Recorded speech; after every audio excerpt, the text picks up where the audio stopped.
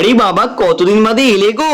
তুমি তো এখন ডুমুরের পুরো ফুল হয়ে গেছো, কোথাও দেখাই যায় না। আরে না গো, আসলে আমাদের বাড়িতে এসি বসিয়েছে তো, ওই এসি না ছাড়া আমি সেরকম ভাবে বাড়ি থেকে বেরোই না।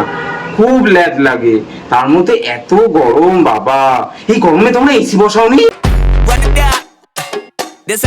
এমনিতে নতুন নিলে নাকি? ভালো হয়েছে বেশ। একটা এসি বসিয়ে নাও না। হ্যাঁ, গরমের মধ্যে রান্না করবে, ঘাম টাম পড়বে, কিরকম দেখায় না? একটা এসি বসিয়ে নাও। আমার তো সব জায়গায় এসি বসানো। তুমি কালার করেছো নাকি? বাহ, এই জায়গাটা না একটা এসি বসিয়ে নেবে, বুঝলে? মানে সিঁড়ি দিয়ে লোকে কষ্ট করে উঠবে। আমার বাড়িতে তো সব জায়গায় এসি বসানো। বাহ, এটা ছেলে নতুন ঘর নাকি? ভালো হয়েছে বেশ, কালার গুলো খুব সুন্দর। একটা এসি বসিয়ে নাও। এইসব উপর থেকে রোদ্দুরটা পড়বে, এরকম ছেলের কষ্ট হবে না। এসি বসিয়ে নাও। আমার তো এসি বসানো, আমার সব জায়গায় এসি বসানো। বাবা, বাথরুমটা কি সুন্দর গো। হ্যাঁ, টাইলস বসানো, বেশ ভালো লাগছে, ভালো হচ্ছে। ঠান্ডা ঠান্ডা। কিন্তু তুমি না একটা এসি বসিয়ে নাও।